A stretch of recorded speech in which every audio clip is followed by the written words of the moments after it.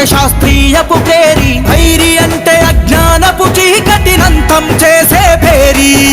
ధైర్య అంటే పరిశోధన దారి, భైరి అంటే ప్రశ్నించే థియరీ, భైరి అంటే కుల మతాల కుళ్ళును విప్పి చెప్పెవో ప్రయాణి.